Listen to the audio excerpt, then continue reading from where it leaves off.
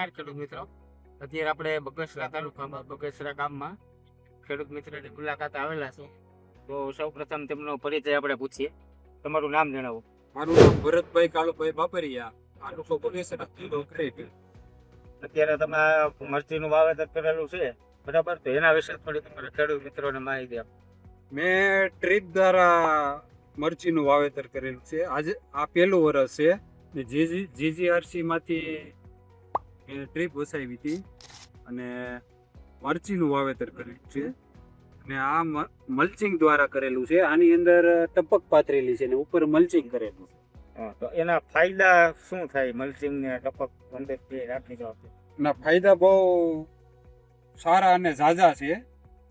કેમ કે પહેલાં તો નિંદામણ નાશક ન થાય અને પૂરતો ભેજ જળવાઈ રહે.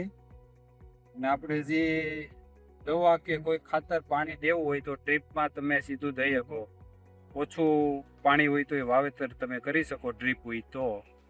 બરાબર. આ મરચી તમે ક્યારે વાવેલી? આ મરચી મેં 5મા મહિનાની 15 તારીખે વાવેલી. એટલે અગાઉ તમે રોપ કરેલો? આ રોપ કરેલો. એટલે ત્યારે પાણી હતું તમારે? આ ઓછું હતું. ઓછું.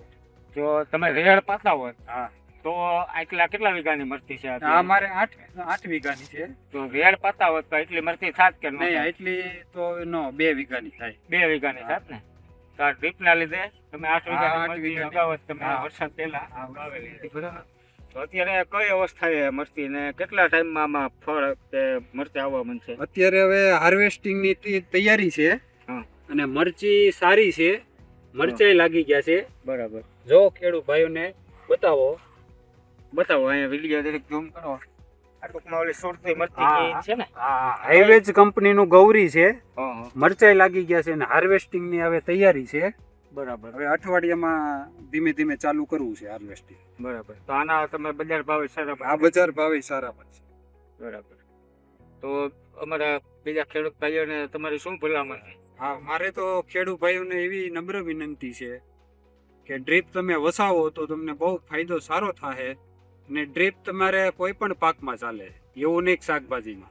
બરાબર. કપાસ હોય તો એમાં ચાલે, તલ હોય તો ડુંગળી, લસણ, સિંગ બધાયમાં ચાલે. બરાબર. અને ઓછું પાણી હોય તો તમે એમાં સારી ખેતી કરી શકો છો. થેન્ક યુ, તમારો આભાર.